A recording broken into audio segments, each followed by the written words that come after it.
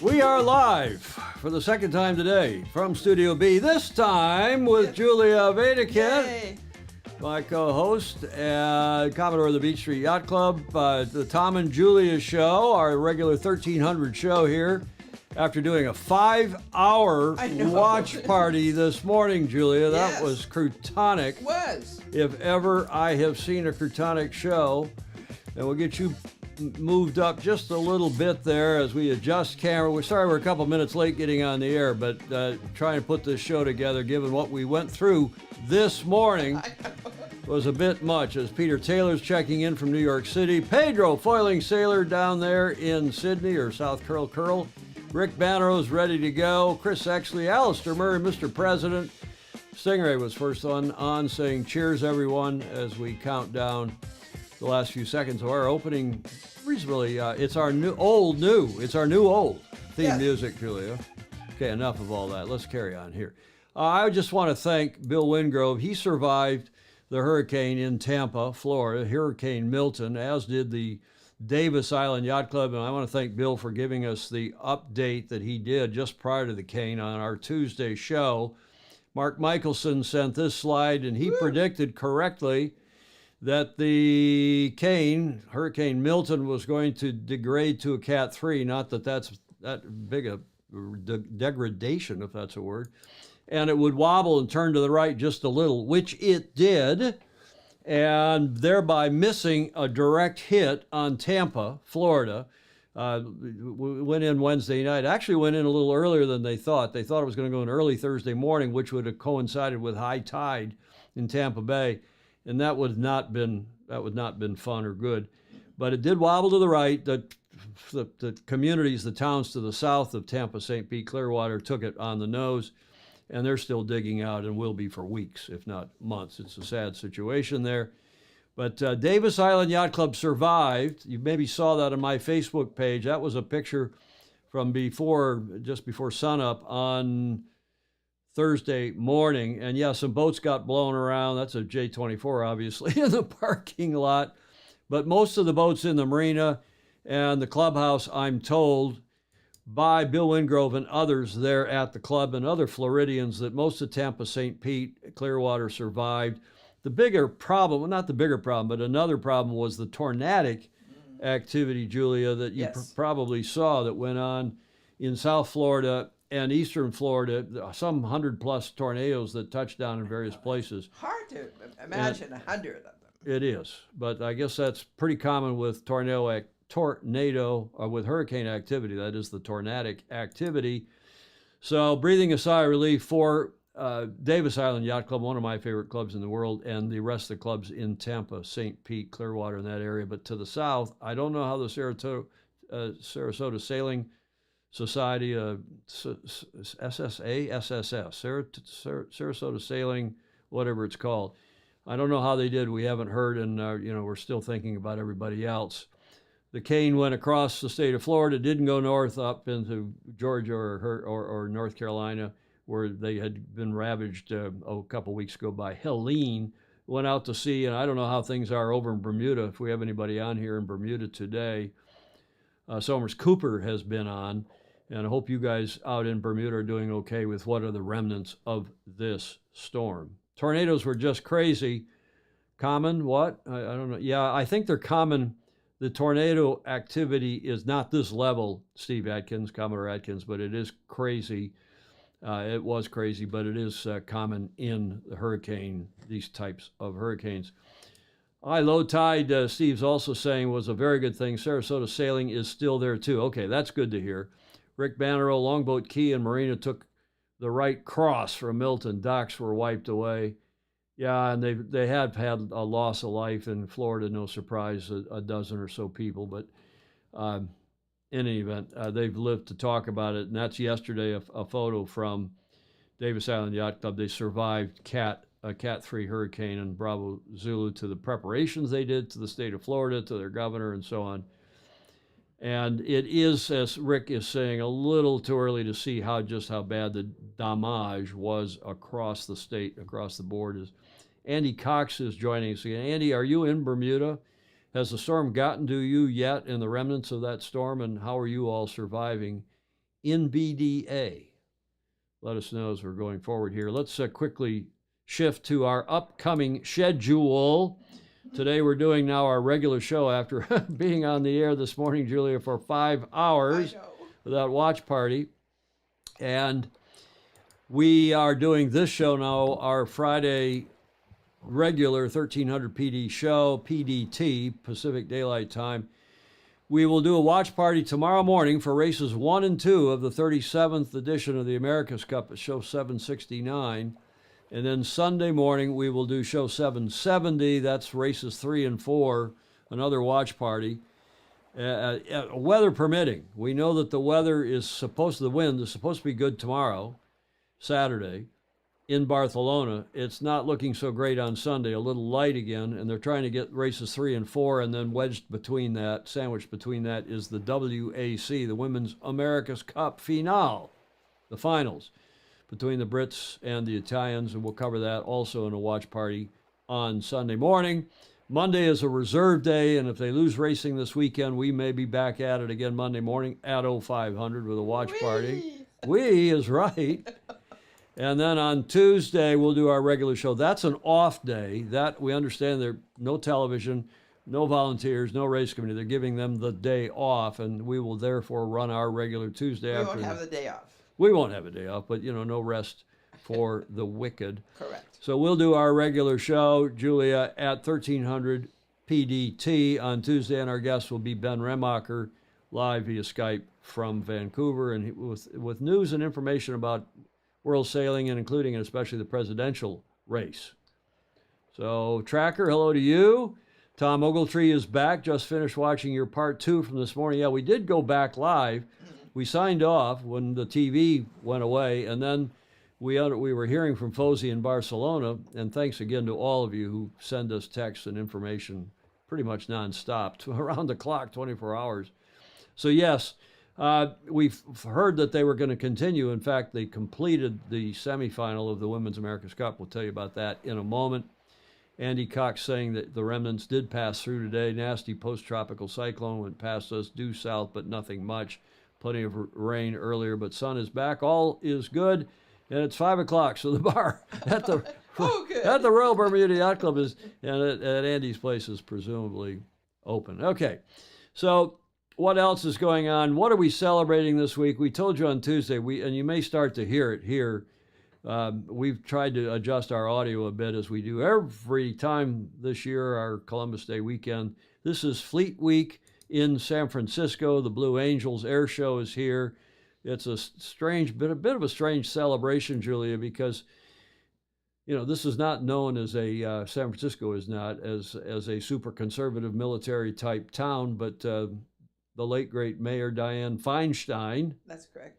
Put this together back in the 80s to celebrate the military when the Navy had a bigger presence here, and the Blue Angels now bring 1 million people or more here to the Bay from around the area and beyond every second week in October, more or less, right? Columbus Day weekend. If nothing else, it's their biggest recruiting effort. Is it? Yeah. The military? The Navy? Navy SEALs. Well, it's also the big air show because the is. Blue Angels are here and it's fun to watch. It's also noisy as hell. Oracle takes part with their biplane, their stunt biplane. That guy's a cool guy. I've met him and talked with him a little bit. Fleet Week Air Show this Friday, today, Saturday and Sunday here in San Francisco. We are celebrating that. We're also celebrating all of you who support us and help us stay on the air here in Studio B with the equipment and the costs of doing live streaming. Some of the services we do subscribe to multi-stream and some of the other software that we have to take part in. Tokyo, Dylan Fletcher in the 49er class. We'll talk about that also with Ben Reimacher on Tuesday. He's very proud of these 3 of the 4 helms are 49er medalists. Can Dylan Fletcher beat Pete Burling? Dylan, the gold medalist last time in Tokyo 2021 when he beat Pete Burling, who was the silver medalist. The Olympics before that in Rio, Pete Burling was the gold medalist. And the Olympics before that, 2012, Pete's left helm, port helm, Nathan Outeridge, the Aussie, was the gold medalist in the 49er class. So they've all 3 of the 4 have got quite a history in foiling boats. And we'll see if that comes into play. Of course it will for the America's Cup starting tomorrow morning. We'll preview a little bit more of that going forward. In the meantime, Bravo Zulu, a big Bravo Zulu to the Women's America's Cup participants. The 3 teams from Group B, the Swedes, the Dutch, and the Spanish have gone forward. Their racing was complete a couple days ago. Those top 3 teams went forward to the semifinals, which did in fact get completed earlier today in Barcelona. They jammed 4 more races in. They were short, little 4-leg races, up, down, on kind of an 0.8 of a nautical mile leg races. But the breeze came up, and the racing was pretty good, and it resulted in those 3 teams racing against these 3 teams. And this was closer because they never did complete their preliminary series, but it was closer because it looked like these 3 teams were going forward there, 1, 2, and 3, including Alinghi. But then in the last leg of the last race, Alinghi fell back, and ETNZ went up by enough points to go ahead. And as a result, Alinghi did not go forward into the semis, and Emirates Team New Zealand did, and that was the end of Alinghi Red Bull Racing in their hopes of getting through to the semis. Then the semis took place, and long story short, in 4 races, these 2 teams, the Italians and the Brits, dominated, and they are the first and second place team going forward into the Women's America, the Pooch, Women's America's Pooch. I don't know how you get Pooch out of that. Well, that spelling, it's the way it works, and that is Catalan, not Spanish. Yes, okay. Puig, Pooch. The Pronunciación. Luna Rosa will go into the 1-race winner-take-all final against Athena Pathway, which is the British team, and they finished technically 1 and 2 out of the semifinals that finally got run between just before sundown in Barcelona today. It ended about 7 o'clock, and sundown was 7:16, I think. Yeah. Some of our weather. I'm glad they got to finish it. Guru were telling us. Yeah, we all are, in fact. Okay. So that catches you all up on the America's Cup, except for the Cup racing itself, which is starting tomorrow. And before we get to all that, let's go to John Emmett for his regular Coach's Corner. And he is in Villamoura, where he's racing in the Laser European Masters, the ILCA, the EUR-ILCA, E-U-R, EUR-ILCA, not U-R, the EUR-ILCA Masters Championship. I don't know if he's winning his division in the ILCA 6, but he's having a good go, and they've got a lot of boats. It's a huge turnout, as we told you on Tuesday. North of 300 yachts, 169 in the ILCA 6 and 144 in the ILCA 7. And John, as usual, is right in the thick of it. Hi, Tom, Julia, and all the Fozy. Welcome to Villamoura. I often think sailing is a sport for patience, and that's definitely been true here at the ILCA Masters European Championships. Maybe I'm looking a little bit fresher than normal, but you'll see people are now packing up, and we didn't actually manage to get any racing today, but that's the nature of the sport, and I think we're so lucky to have a variety of conditions. That's what makes it interesting. If it was always 50 knots every day, however much you like that, I think that would be boring. A good sailor can sail in very light winds, very strong winds, and the more races you have, the fairer the end result of the championships. But having this time off today really gave me an opportunity to have a little think, and one of the things I think is that we should explore the diversity of the sport. So for me, I was thinking about the America's Cup and the new boats we have, and it would actually be, in my very humble opinion, a tragedy if we went back to what we used to have with the previous America's Cup and lost all this development. The AC40s, the Youth America's Cup, the Women's America's Cup are all steps in the right direction. And when I guess in 20, 30 years' time, we're not going to have the people reminiscing how the America's Cup used to be, and people will embrace the future. For people who enjoy the pure slow match racing, we have a wonderful World Match Racing Tour. In fact, every part of our sport is incredibly well represented. For now, I'm going to make the most of every single day I can on the water, and I hope everybody will do so, whatever part of the sport they most enjoy. And I would love it if in the comments people would just tell me what they're sailing, where they're sailing, and who they're sailing with. John Emmett's report, his regular report. Yes. John Emmett sailing, get to the front of the fleet. Gordon Smith saying, just like the Invisible Man, it just looks like John's head and arms are floating around. As Ted Ryman joins us from Cape Town, and Chris Fury is back at it. The ILCA 7s, that's gross, 144. And John sailing in the ILCA 6s. And lots of other comments. We're not going to read all these comments today. Hello, Daniel Forster. Daniel Forster, greetings from Barcelona. A ride for the showdown. Mark Wharton Reed, my roommate, sends greetings. Greetings to both of you as we wind down John Emmett's regular report here from the coaching corner. Thank you, John, for that. As we now have another report, another segment, actually a special segment. We haven't had one in a while. And this from Ed Worley. Julia, our Ed Worley's AC History Challenge. And before we get into what's going on tomorrow, Sunday, or the rest of our predictions, I thought we should revisit what happened in 1964, which was the last time the Brits were in the finals of the America's Cup. They've been in the Cup, in the Challenger Selection Series, but they haven't been in the match since 1964. So Ed Worley has prepared us a little challenge, if you will. And here is your first slide and the first question. Who is that? And by the way, this relates to 1962. We have to go back to 62 to lay the groundwork for the 64 America's Cup. Julia, who is that? JFK and his lovely wife. That is JFK and Jackie, the late great. Both have long since left us, and in 62 they were there, and the context is that they were there, and with them, he was sitting president of the United States. This was the year before he was assassinated in Dallas.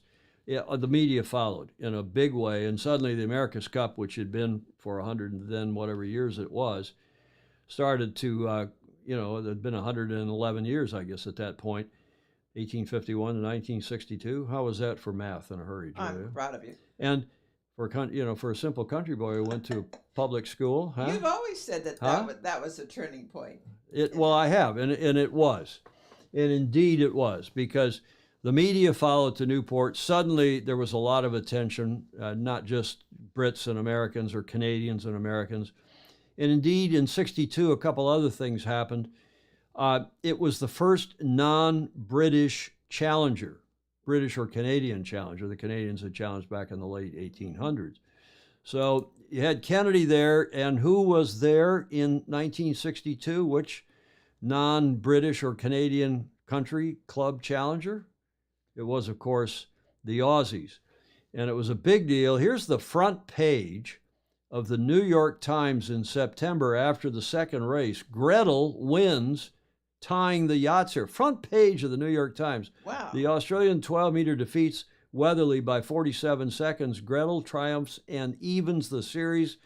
Julia, what club was Gretel from? What country was Gretel from? Austria. Push your mic up just a little bit, because then Australia. That's better. It was from Australia, your favorite country. Yes. Indeed. So that was the front page of the New York Times. And Wikipedia says about the 62 match, the America's Cup, the second to be sailed in 12-meter yachts, marked the first challenge for the Cup from a country other than Great Britain or Canada, and was the first challenge from a country in the Southern Hemisphere. An Australian syndicate headed by Sir Frank Packer. Sir Frank, representing the Royal Sydney. Yeah. The Royal Sydney Yacht Squadron challenged with their yacht Gretel. Although the New York Yacht Club won the regatta 4 races to 1, represented by the yacht Weatherly, the challenger Gretel won the second race, beating the Americans for the first time since the 30s, and only lost the 4th race by 26 seconds. So it was a bit of a wake-up call to the New York Yacht Club. Yes. They were so shocked at the closeness of the contest that they immediately changed the rules to ban the use of American design and technology by Cup challengers. Yes. Okay, so that's the lead into the 1964 match when the Brits came back, seeing that the Aussies could do it and make it close. So who came back, Julia, in 1964 from the UK? Do you recognize that? Burgee? Not the Royal Yacht Squadron. This was AC-19, New York Yacht Club versus the Royal Thames Yacht Club. Aha. So they were there, and the Royal Thames started discussions with New York on challenging the Cup in 62, right after the Gretel match. And they sent a letter challenging in 63. I mean, this is just a year before the race was, the match was going to happen. Yep. But New York rejected it without saying why. Really? Well, they were redoing the rules, and they were trying to figure out whether they had a defense that was going to be worthy of the Brits coming back now, presumably even stronger than the Aussies. So after some political drama that included lobbying by none other than Lord Mountbatten, an agreement was reached that the 19th defense of the Cup, AC-19, would be held in September of 64. Now, you heard about the changes to the rules with respect to conditions about what materials could be used and so on. Right. But there was another big change, and that was this. Here's your clue. Any of the guys and gals here in the chat? No? The Beatles, Constellation, RS. Alistair Murray knew it was the Royal Yacht Squadron. It must have been a slow day for the New York Times, Rick Banner was saying. Daniel Forster, it's like a high school reunion here. Who's going to be the deer in the headlines? Well, this was the other big change. They went to what was then called the Olympic course, which was triangle. Let me go over here to camera 4. You started down here, and this was the America's Cup course through 87. Triangle, windward, leeward, windward. It was a 24.3 from memory course, nautical mile, 24.3 miles as the crow flies. Windward, reach, windward, leeward, windward. And that course was instituted for this 19th defense. Is there a historical reason it was done that way? Well, the Olympics were using this course. Oh, they were. So they said the America's Cup, it balanced it balanced windward racing, reaching down those 2 legs, and then another windward leg. Yeah. And that was tactical. That was tactically the most interesting, perhaps, leg is the windward legs. Right. Then a leeward, the downwind leg. Right. So you had one good, solid downwind leg, which can also be very tactical. And it turns out 1983 was where the big Australia 2 came from behind, went ahead, and then one last leg up to windward. So it's a good long course, and these were 24-mile courses. So you had 3+ mile legs from memory. I'd have to do the math again. Somebody will remember. And Steve Atkins is saying, yeah, we don't miss those triangles, said nobody. They were a little long and a little boring at times, but you had to design the boat to also perform on those triangles, on those reaching legs. Yeah.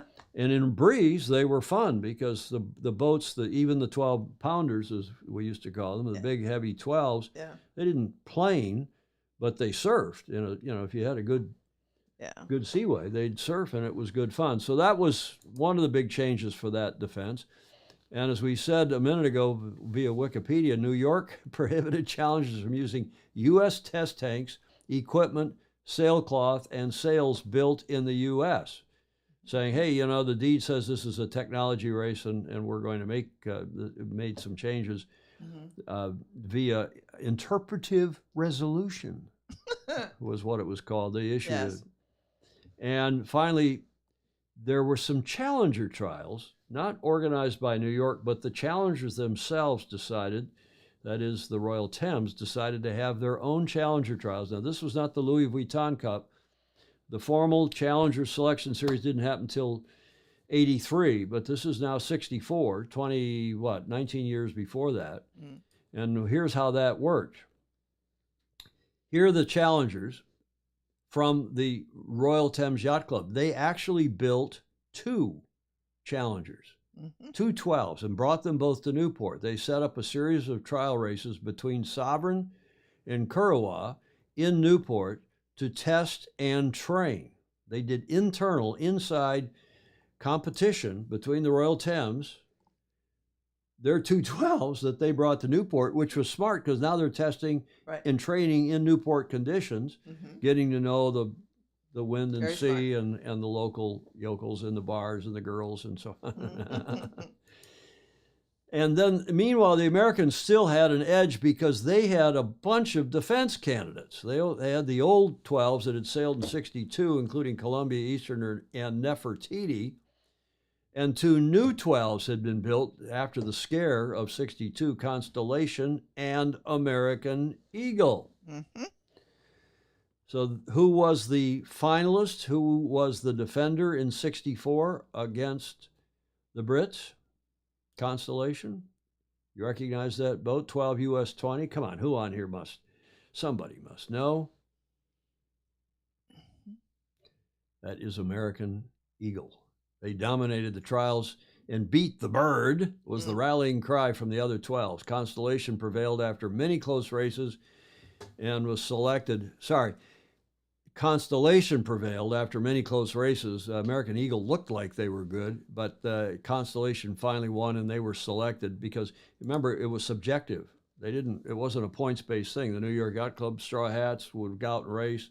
So we'd like to see a few starts. We'd like to see a few weather legs.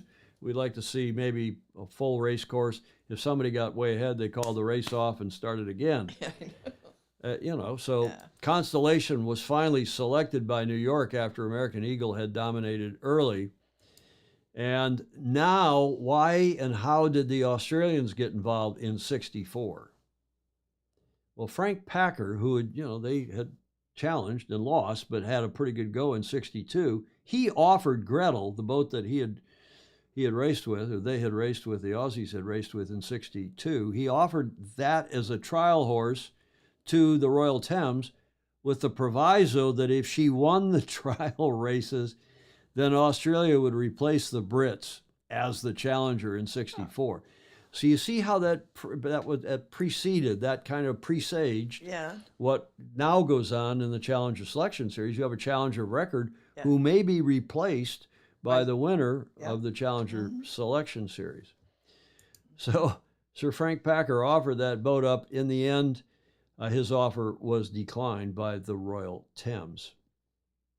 And they selected Sovereign to challenge, and they had an all-star crew. It was a really great group of guys. These are Tony Boyd and many others here, names that some of you will have known and recognized.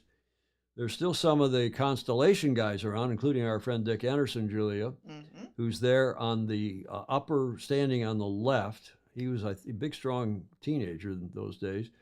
And some other names, including Steve Van Dyke, who's around, Bobby Connell, who's gone, Bob Bevere, the late, great Bob Bevere, Eric Ritter, and so on, Buddy Bombard. These are Americans, including Rod Stevens, Olin's brother.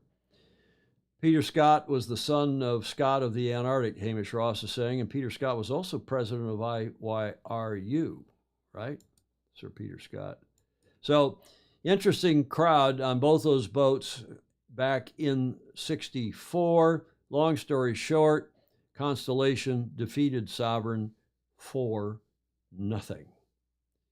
So that is Ed Worley's AC History Challenge, which is the last time the Brits were in the America's Cup match. Thanks, Ed, for doing that. Much appreciated. And Sailing Swede, I don't know who that is, but welcome to the show. Question, why did all those Aussie 12 meters have KA in their sail numbers? Julia, do you know the answer to that? Yes, because it was an Olympic designation. It's the old sail codes before there was Olympic codes being used. And you have hit the nail almost squarely on the head. Almost. But the answer is that the IYRU, the International Yacht Racing Union, formed in the early 1900s, had their own set of rules for what the sail codes would be in international classes. Oh, they did. K, for Kingdom, Ah. was the British sail code. And then all the Commonwealth countries had their own Cs. KA, KC. KA was Australia, Yeah. hence there's the question. KC was Canada. Mhm. Was KB Bermuda? I don't remember. KC was Canada. KZ Mhm. was New New Zealand, of course. So that's where all those sail codes came from. Our code was US, not USA, Mhm. not yet, because when we finally adopted the Olympic three-letter codes, and actually that's something I did when I was vice chairman of the Olympic Committee for what was then ISAF or IY, I can't remember, ISAF, IYU. Congratulations. Yeah. I and young Henry van der Raat said, let's start using the three-letter Olympic codes, GBR for Great Britain, NZL for New Zealand, AUS for Australia, because those codes were getting to be well known in the other Olympic sports, and we thought that might help other non-sailors identify our yachts. Which And there is was a true. big fight. Oh, did we have a fight? Oh, because it was non-traditional. It was non-traditional, and people didn't want to give, and especially if you only had a one letter, a K Yeah. for Kingdom. Yeah. F for, was that Finland? I can't remember some of the other codes, or was that France? I can't remember. I don't know. And the UK continues to be the only country that doesn't put its country name on its stamps. KA, Steve Adkins is saying, was kangaroos. Oh, it's Fabian. Hello, Fabian. He's watching via YouTube. Okay, nice to see.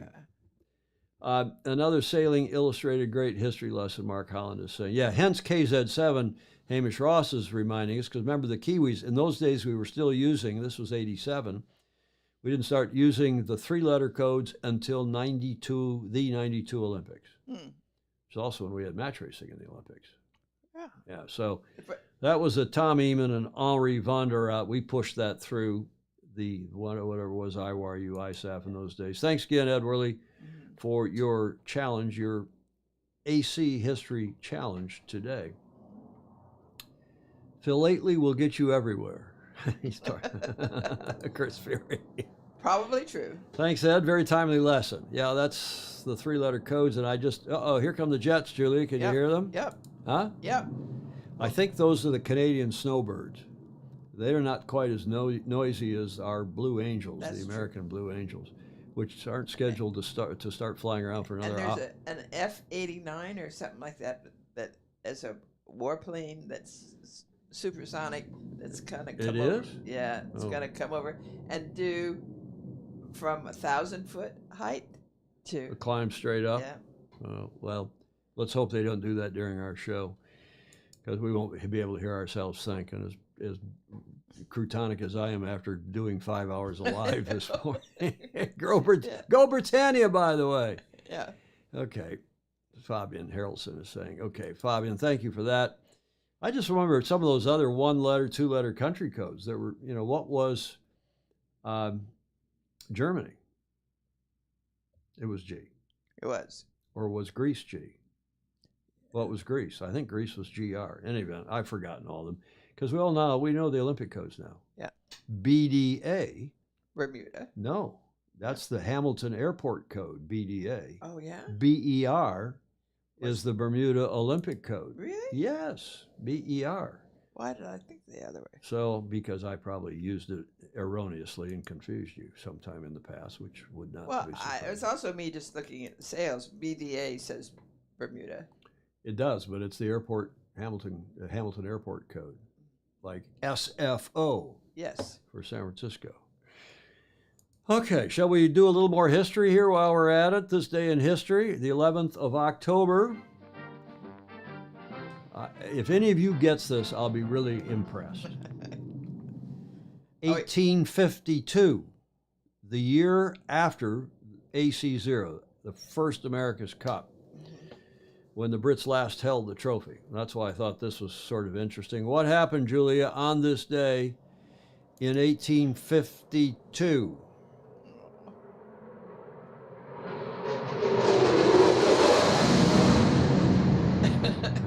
No jets. No jets.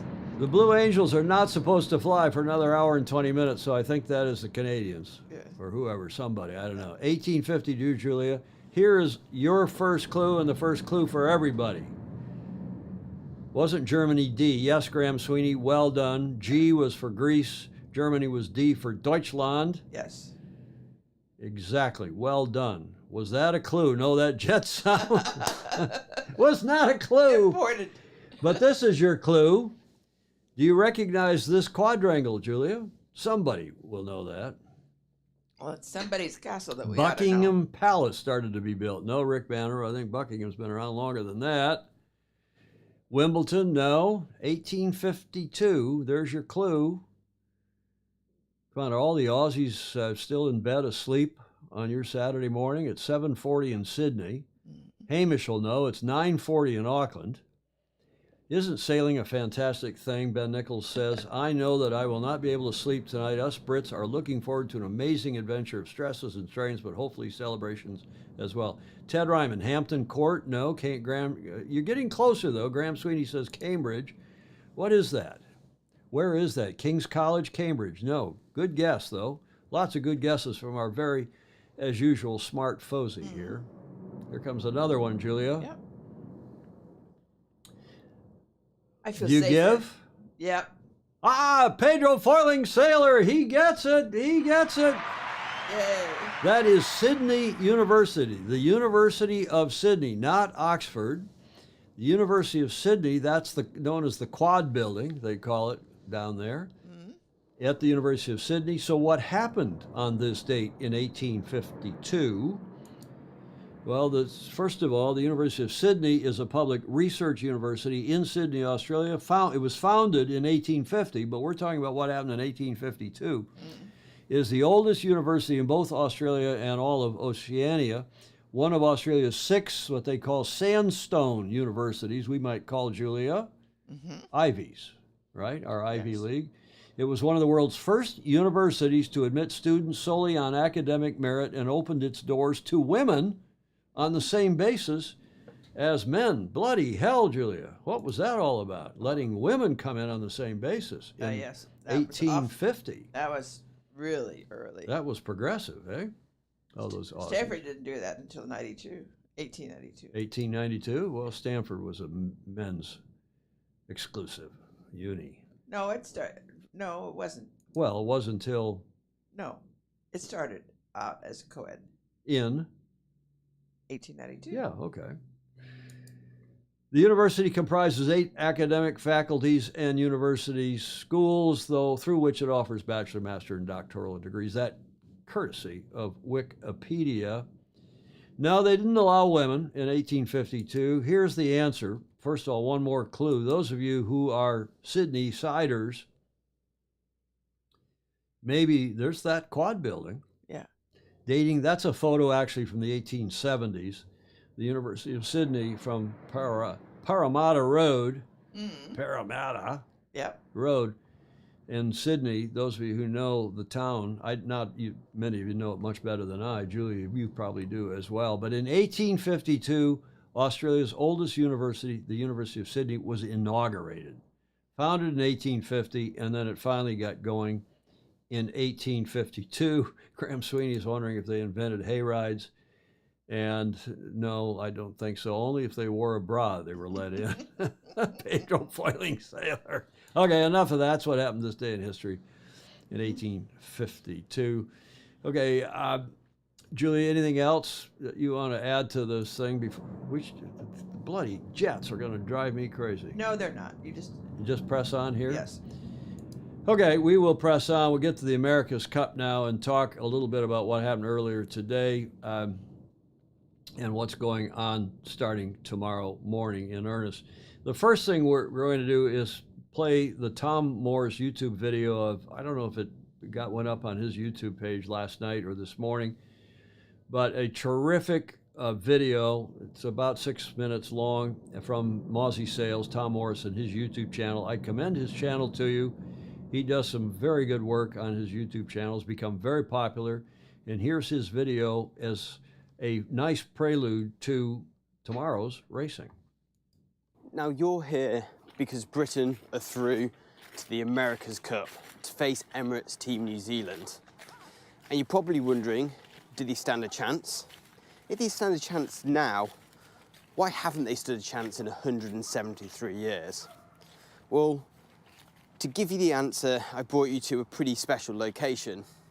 This is where the Great Exhibition was hosted in 1851. I think you can just about see the spire, the Albert Monument behind me. This is where the Glass Hall was located, and in fact, we're stood at the eastern end where the room for the United States was. Reportedly, that room was pretty sparsely populated and set away to one side to reflect the stature of the country. But one thing the Americans did bring to UK in 1851 was a yacht called the America. Now, I think it's important to start the conversation about what the America's Cup is here because it sets the context, an exhibition for industrial might. And it goes beyond money. What technology do you have to showcase to the world? Now, the Great Exhibition was stereotypically arrogant from the British to assume that everything that was great to see in the world should be shown in Britain. And in many ways, it was a high watermark of the British Empire. And if there was a thread, a trace of that demise, then it wanes away with the America's Cup. There's somewhere else I want to take you in London, which I think is important to understand the context, the origins of this competition and British challenges. I'm in St James's. The palace is just behind me, that red brick building. And on this spot, the building behind me, you can just about see the plaque on the wall there. Now I'm showing you where the Royal Yacht Squadron was founded because it's pretty interesting. It's not some salty backwater full of hardened mariners, but a gentleman's club in London where people met to talk about boating. When we talk about the culture and what it means to win the America's Cup and the origins at the Great Exhibition and this demonstration of technological and industrial might, the Americans picked this up in this win-at-all-costs attitude where the people building their boats, their very livelihoods depended upon the success. And really, when you talk about the competition over many years and why the UK never won, you've got this clash of cultures. A lot of these men in these gentlemen clubs will be old boys networks from public schools. And that's not to diss that. I think that movement is really important for sport, and fundamentally the way I compete in sport now as an amateur is based upon those sporting ideals born in public schools. I mean, if you've watched Harry Potter and Hogwarts and Quidditch or Tom Brown's School Days and the cricket, you'll know what I'm talking about, this idea that sport's a vehicle for learning about yourself and bonding with your peers. And that is actually what inspired the Olympic movement as well when Pierre de Coubertin visited rugby school. So it's got a lot of great things going for it, but it's not set up to win industrial, technological yachting races. The reality is we've never won it because we've never deserved to. And in some ways, the yachts we've sent to compete have been more Washington Generals up against the Harlem Globetrotters. It's been like a gentleman's endeavour, a forlorn hope of competition to impress your peers. This isn't a completely new concept, and in fact it was pointed out to me in an interview I did in the last America's Cup by Doug Schickler, a foil engineer, was with Luna Rossa, now with Magic. But I think it's especially important when considering the context of a British Challenge and where British Challengers have sat between the time of the Great Exhibition and now. So what about the challenge of today? Is this just another old boys network? I mean, yeah, don't get me wrong, around the edges, it's almost impossible for a British team to come across in these ways without it feeling a little bit like a crusade to win the cup home. Well, I don't like that. I'm not a member of the Royal Yacht Squadron. It's not a club that particularly reflects my background. And there's a lot of things about the challenge which also kind of hark back to some of these missteps from previous days. I mean, the yacht itself is called Britannia. You couldn't really think of a name which is more linked to Middle England patriotism and a belief in a British maritime God-given might. Even the meeting of Sir Jim and Ben was in a London bar. But I think looking beyond that, there are elements that this challenge is something different. There's reports that around the edges they've been frugal with the money, focusing purely on the winning rather than prestige around it. The development of the boat has also gone its own way, embracing technology and data-driven approach. You can see they've identified this hub of F1 expertise and honed onto that as something unique that Britain has to offer the world. And when you look at the characters of Sir Jim and Ben, they're definitely not from an old boys network. Sir Jim grew up on a council estate, went to a grammar school and then a polytechnic. Ben is just a professional athlete. So it's very much being spearheaded by a different type of culture. But I would like the messaging to change.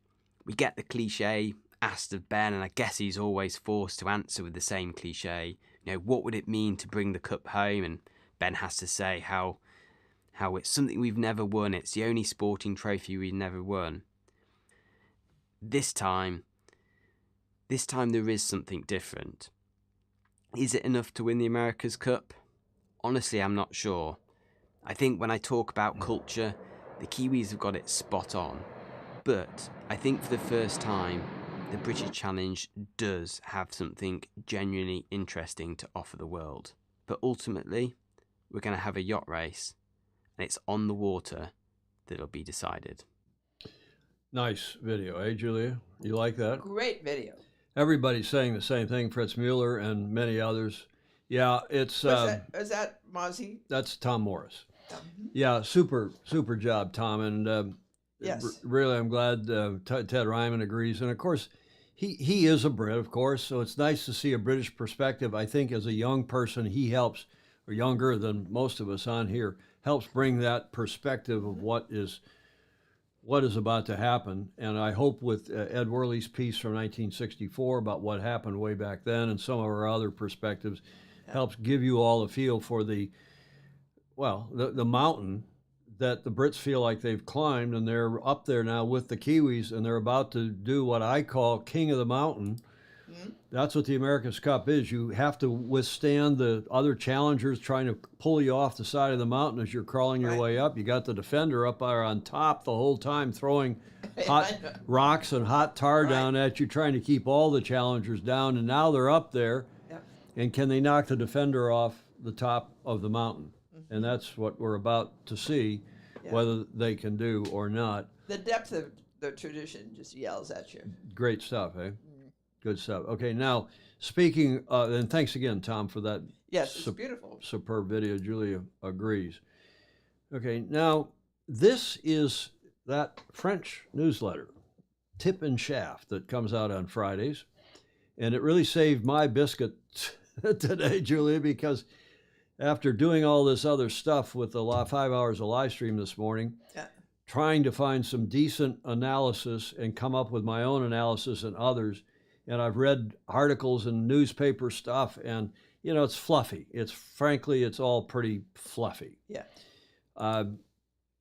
There was the Telegraph piece saying that the BBC is not going to pick up the free, apparently Grant Dalton and the ACTV offered it to them free. Mm-hmm.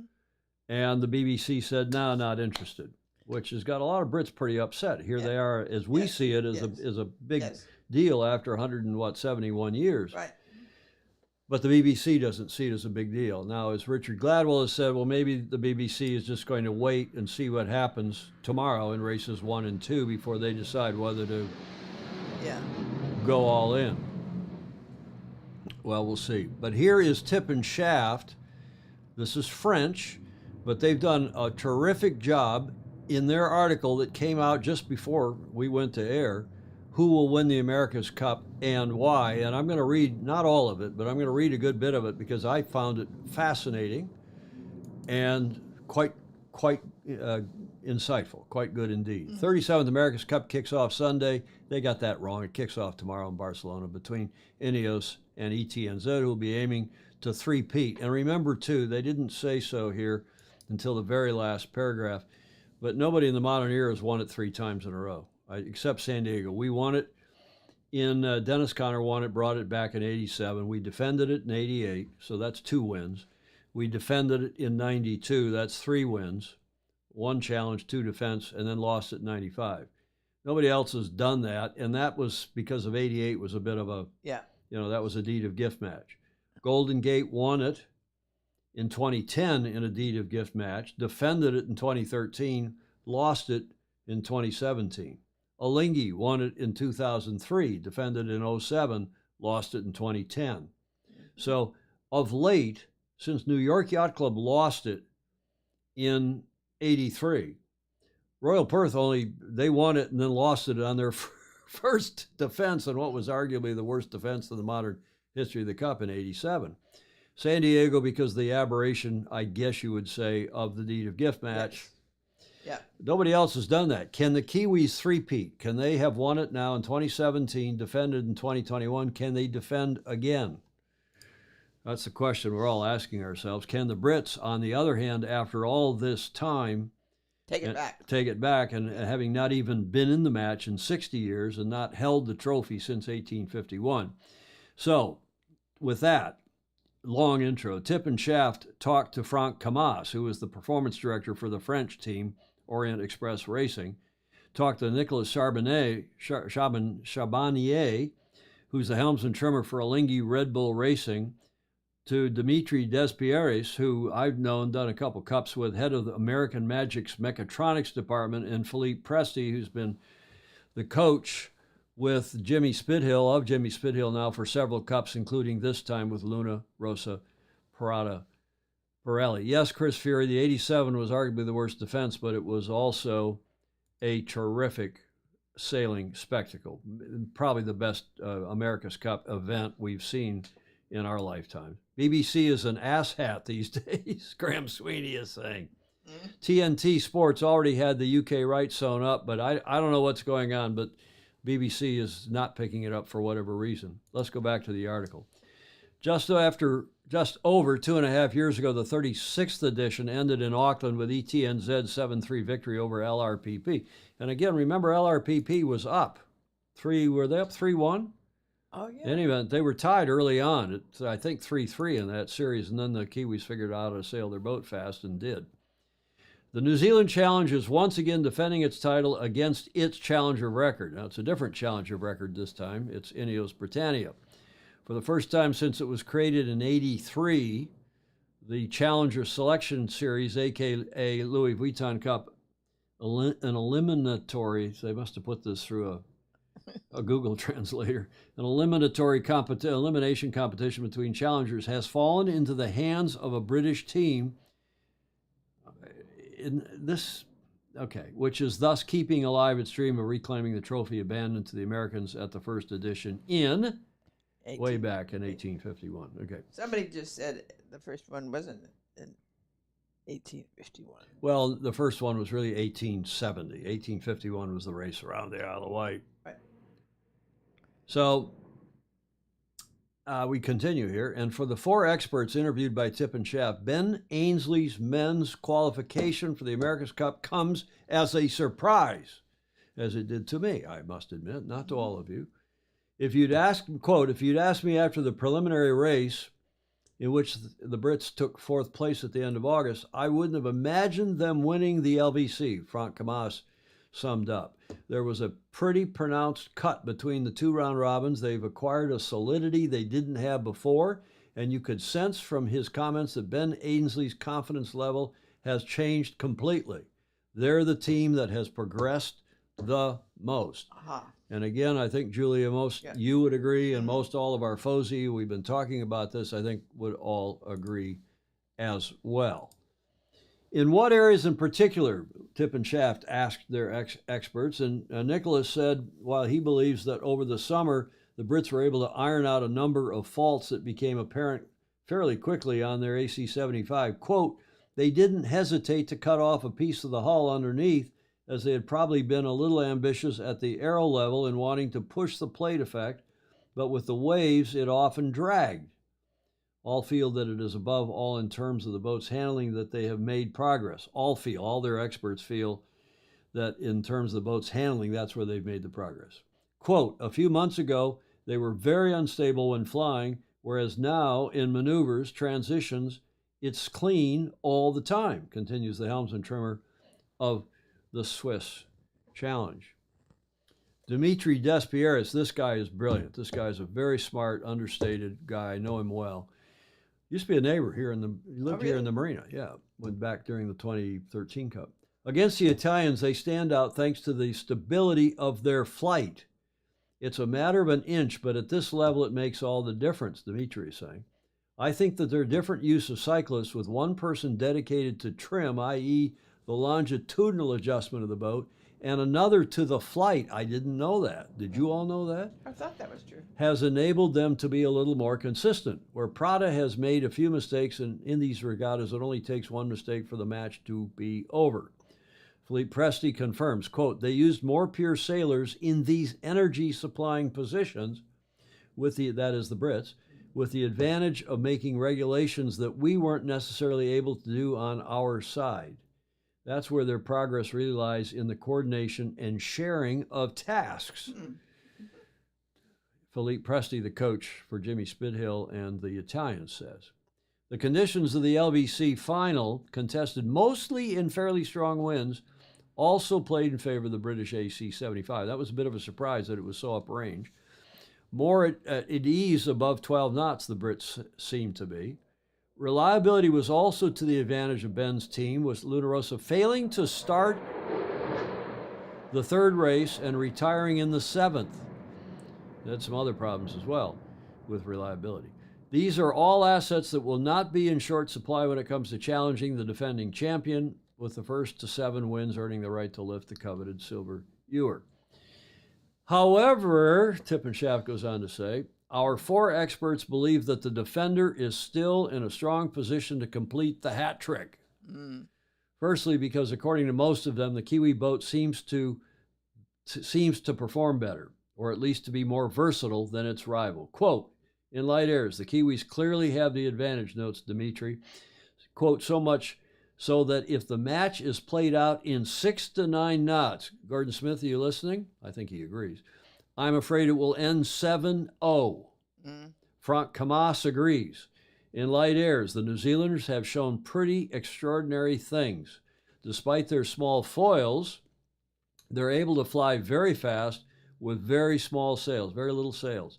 I've rarely seen them put a J1 or J1.5 or even J2 in these conditions when there's the risk of landing. It's pretty amazing, and it shows that they've mastered the hydrodynamic part very well. And while Ineos Britannia has shown in steady winds, the same Frank Camas believes that in these conditions, too, the New Zealanders have their say. Quote, we've seen some pretty impressive training outings from them with speed and ability to maneuver in difficult conditions. We feel they're serene. They're not holding back. Nicolas Charbonnier says, however, that can, quote, conditions with lots of waves may give Ineos an advantage. So lump, which we've also seen and talked about among the FOSI on this show many times now, as they don't have the bulbous species on Team New Zealand's foils, which cause a lot of drag when submerged. So the sea state may, a bumpy sea state, may favor the English.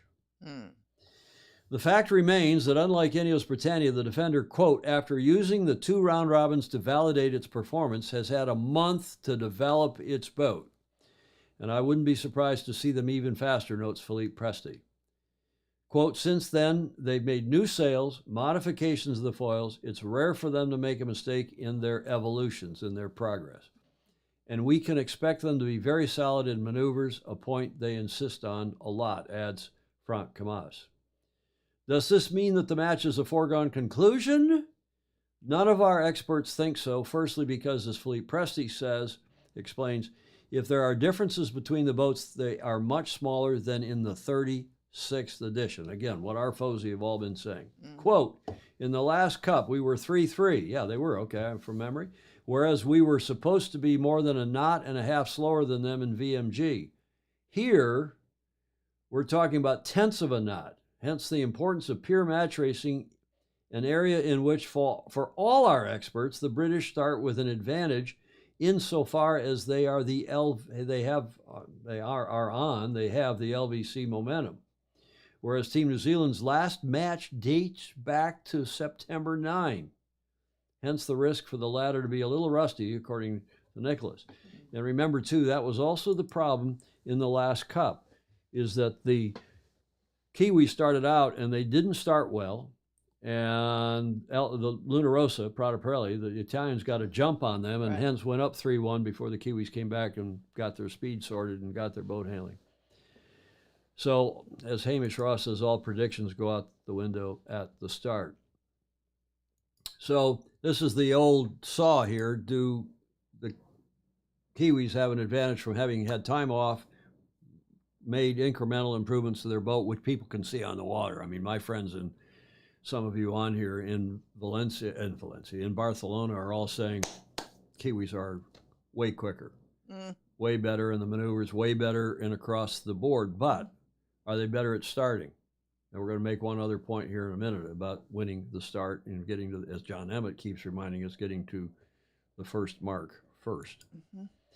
Okay, so we'll see if the Kiwis are a little rusty coming out. Finally, and again, I've excerpted, go back, and if you don't have a subscription to I keep saying this on the show every time we use something from Tip and Shaft. Tip and Shaft, the sail racing newsletter, comes out of France every Friday. It's free.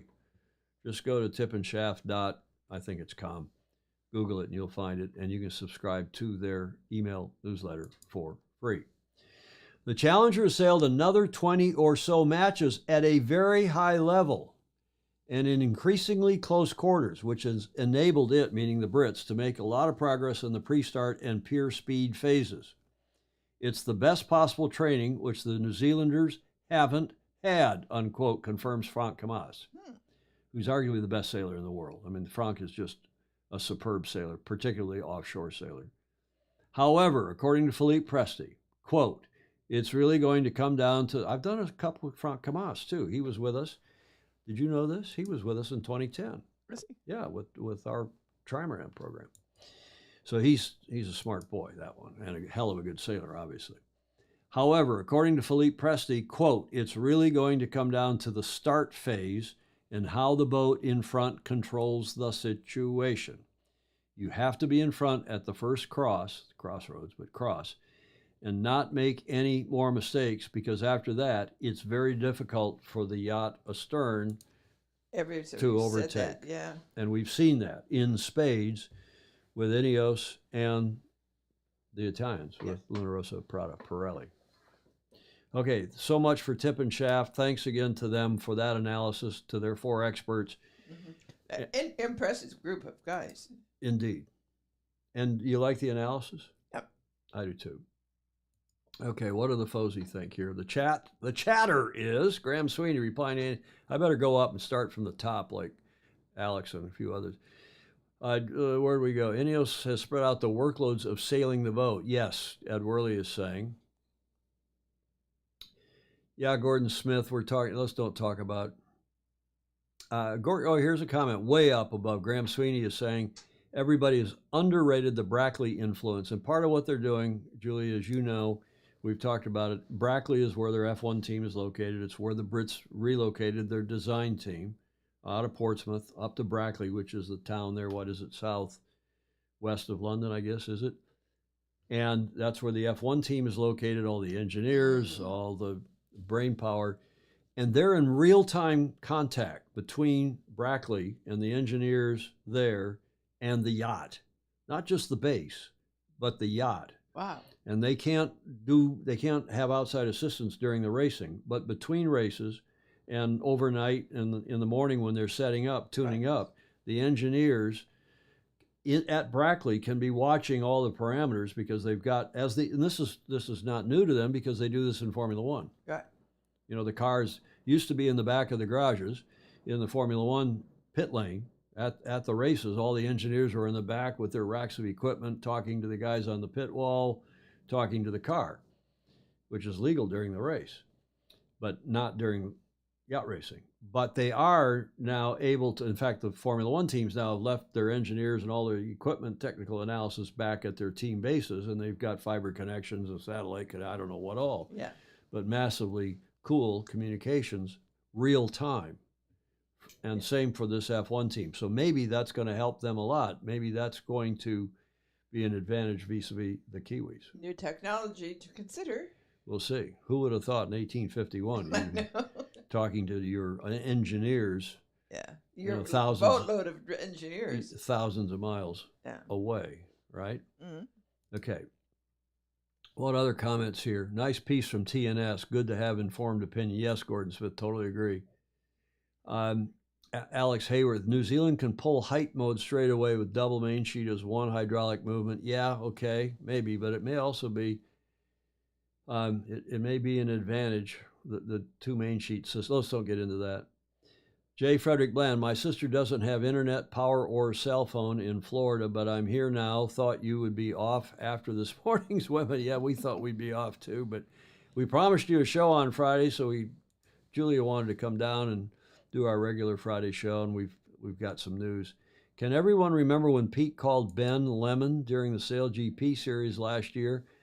I bet you Ben hasn't forgot. Ineos was also able to change modes between races, Ed Worley is saying. Okay, thanks again to Tip and Shaft for that piece. And that gets us to the last leg as we're an hour and 10 minutes into this show after being live for 5 hours this morning. Britannia has added mainsail area. Alex Hayworth thinks. Okay, interesting. He knows a lot about the British team. He's a very keen observer of the passing scene and has some very good insight into that team and has all along. Okay, the last leg. Trash talk is never a good idea. Well, we shall see. But here we are on the last leg. First of all, this BBC thing. Does any of you really have an idea what happened? Is it the BBC, the Beeb could not handle the branding conflict, as one of you said in the comments earlier? I've got a few minutes here before the Blue Angels take to the air at 3 o'clock our time. It's 14:11 here, fog machine. So I think we got a little bit of time before the Blue Angels get in the air and start flying over us here in the marina. If UK sandbagged against Italy, how would they do? I don't think they sandbagged. I think they went pedal to the metal, balls to the wall, which is not a sexual comment. That's about airplanes. And did you know that? You know what balls to the wall is from airplanes where you have the throttles. Oh, yeah. And they have the colored balls on the top, so you know which, in the old days, which was the prop and which was how fast it was turning. And when you put the balls to the wall, that meant putting the throttles all the way forward on the airplane. I didn't know that. Well, you know, you got Afterburner Illustrated, Graham Sweeney. Since we got these planes flying around above us, the proper people think that's a sexual thing, but of course it is not. We would never say anything sexual, No. would we, Julia? No. Huh? No. Never. We'd never do that. Never. Here. Okay. I don't know what's going on with the BBC, but we've already covered that, I guess. So here's some sights and sounds just to leave you with a bit of a, I think this is just great stuff to see. I don't know which of the, does anybody know which of the J-boats that is in the background? With obviously, you know, that's from the 1930s, unless that's Feo, which was a 1930-something design and built more recently. Yeah, Tip and Shaft sounds dodgy, doesn't it, Chris Fury? But, you know, you got to have a clean mind here. Well, that's a great photo. This from earlier this week, the 3Js out racing. Is that Lionheart? Graham Sweeney thinks. Lionheart? Really? So there's KZ1. They're using the old sale codes. Now, New Zealand KZ1. There is JS1 for Svea, which is owned by a member of St. Francis Yacht Club. Your yacht club, Julia, and mine. And then there's JK7. I think it's Endeavor. I think back in that. Let's go back to that I think that's Endeavor. I think you're right, Lance Burke. Is it Rainbow? Endeavor, doesn't matter. It's a beautiful shot, isn't it? It is. And those, Chris actually knows that's Fea, Velshida, and Rainbow. So it's not Endeavor. Endeavor and Rainbow didn't make it. Mark Holland thinks it's Velshida. She was there this week for the J-Boat Regatta. Barcelona's just an orgy of sailing right now. The Jays are fabulous. Svea is not Swedish owned. It's owned by an American. Or did he sell it? I think he did. Did he sell it? He did. I think he did. Did he sell it to the guy, to the Finn, the guy who started, remind me. IKEA. Skype. No, the guy who started Skype. Oh, yeah. I don't remember. Somebody will know. The smart Fozy will know. But there you go. You got 3 J-boats racing. Nicholas, what's his name? Zennerstrom? I don't know. Graham Sweeney says, ever since I mentioned Balls to All, I've been trying to get there, but my beer belly gets in the way with the advice. That, Julia. Yeah. That's a finger wave. Yeah, finally got one. And this nice shot of a light air race, I guess yesterday. Yeah, Skype is Nick Zenstrom. Skype guy is Danish, or at least one of them, Gordon Smith is saying. Well, whatever. There are 3 J-boats there. They are sailing. Jamie Hutchinson is now back in Barcelona. Jamie, nice to have you on. Ed Worley agreeing the Jays are amazing, and indeed they are. Finally, to the rest of our predictions, Julia, including yours. Yeah. Zenstrom, that owns the Ran Racing Yachts, does he now own that 12, Svea? It was owned here by the guy that was a member of St. Francis, and I wrote a letter, helped get him into New York, not that he wouldn't have gotten in on his own. Yeah. Whose name escapes me for a moment. But I don't know if he still has a boat or if he sold it. Somebody will know. Predictions. Thank you very much to Mark Holland, who recorded from our Tuesday show all of your predictions. And Gordon thinks Ineos is going to win. Clayton thinks the Brit's going to win. Bing Bong thinks it's going to 11, 7-4 meaning. That's John Sengmeister's kid, William, youngest of his 3 sons. John Sweeney thinks Ineos is going to win 7-1. Peter Worcester thinks ETNZ is going to win. So there's the first outlier, if you will. Clark Chapin, voting with his heart, says he'll go with the Brits. But I think in his brain, he's not quite so sure that's the case. Thierry de Jong, the Brits will win the Cup. But I don't know if he thinks they'll win at the end. But he thinks the Brits are going to win the first race anyway. Graham Sweeney, it's going to come down to a single race. That could be. In his heart, he thinks the Brits are going to win. Likewise, Ed Worley says the Ineos will win. They finally have the tech, experience, and confidence to win. The score will be 7-5. Wow. Clay Embley says New Zealand in 7. Up above, he said Brits in 6. Now he's down here. Later, he said New Zealand in 7. So he's hedging his bets, I guess. Hamish replying to Graham Sweeney. Hart is Ineos, yes.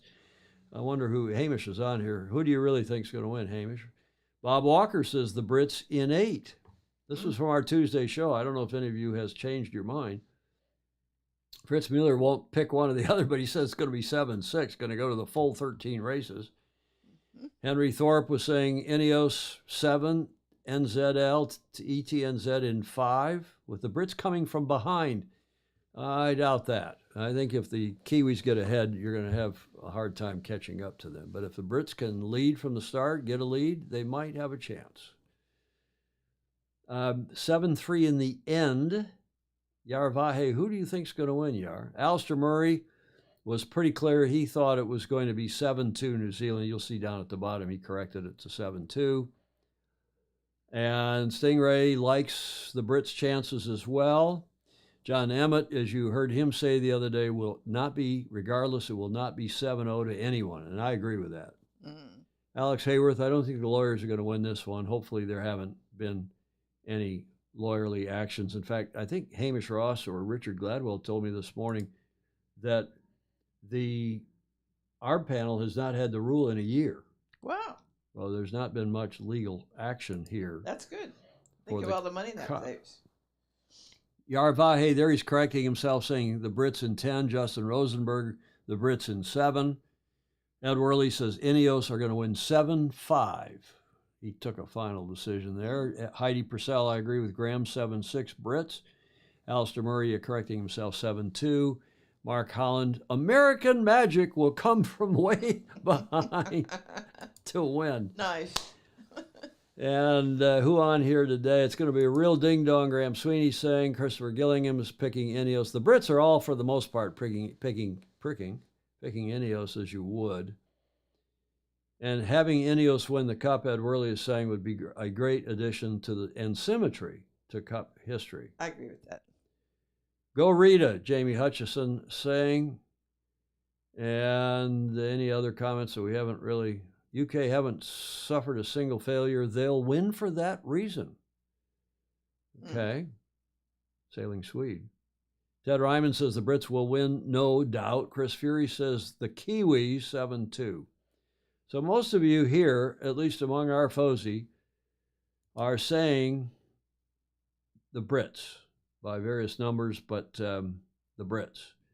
A couple of you saying the Kiwis. Julia is saying New Zealand by 7-5. You said when we were getting ready to go live. Mm.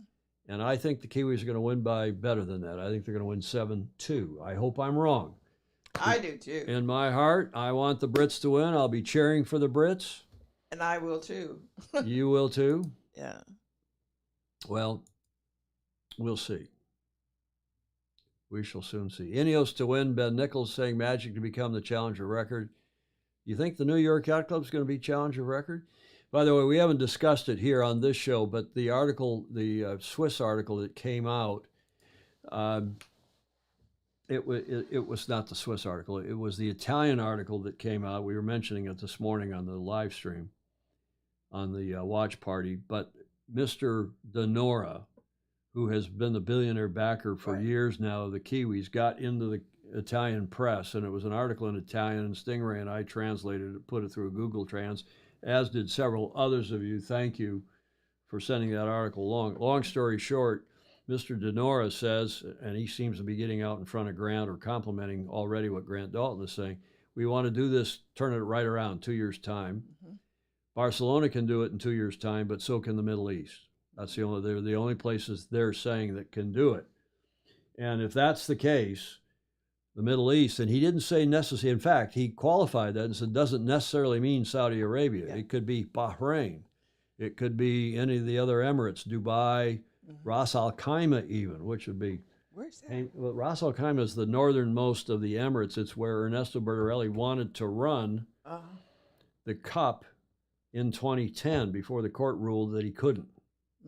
Hamish Ross will remember Ras Al Khaimah, R-A-K. So no, we'll see if it's going to be in the Middle East, but most of us think that's where it's going because the money. Follow the money, right? I think that's sad. Ineos 7-1, Greg Phillips is saying. Agreement is that whoever wins, the loser will be COR, as between these two. Ted Ryman says, good thing I called for the Kiwis because I'm always wrong. Well, I've only been wrong in the finals of this LVC. I pretty well called the LVC correctly otherwise, including who was going to be the choice of the Brits in their semifinal and so on. But I'd be happy if I'm wrong. Ted, I'll be very happy if I'm wrong. Me too. But in my brain, I don't think it's going to happen. Yes, with the guy who said Ben has got to go, well, we'll see. I know. We'll see what happens in this next series, how Ben does. Alex Hayworth, it can't be RAK, and the judges were on the record as saying a friendly venue had to be chosen. The outcome of this match doesn't matter as all Silk roads lead to Jeddah. Mm. That's what the article said. No, remember the now remember the publication. Yeah, okay, but was it Corriere dello Sport in Italy? But it was quite a long, extensive article. I will, when I get a minute, post it. Or did I already post it to my Facebook page? I didn't see it. I don't think so. Okay, that's it for our Cup preview here on Friday. We did a bit of previewing on Tuesday as well. And again, I'm going to be cheering tomorrow morning at 0500 for there to be good, solid wind. Yes. And for the Brits, Julia, Yes. to come through. Yes. You're going to be cheering as well? Absolutely. I want to hear you thumping on the floor from upstairs, banging on the floor. You watch out, I'm going to come down. It'll keep me awake as we go forward. I'll come down. Sailing Swede says, don't remember the publication. Okay, I'll post it on my Facebook page when we get off the air here and after maybe I've had a nap and some breakfast. Okay, a couple of jokes. Also from Ted Ryman. Ted's been he contributed both on Tuesday, and he's contributed both today for Whiskey, Tango, Foxtrot. Thank you, Ted, for these. And this is probably also for Floridians, and probably for watching out for those of us that are doing these live. I hope we have some Zoomers tomorrow. I didn't have any Zoomers today, other than the gentleman Shell Borking came Yeah, on. he was good. Interesting. Wasn't he interesting? He was. And a nice guy, and we talked about hockey and about the old days at IYRU. He was a very interesting Yeah, and he knew a lot gentleman. of principles all the way through. So He it was did. really good to hear him. It was indeed, and watch for potholes, sinkholes, and a-holes. That's from Ryman. Thank you, Ted, for that one. And he also sent this one. We'll end with a clean one, Julia. And since we're all talking about history today, and back to the 60s and back to 1851, but here's one that only goes back to what?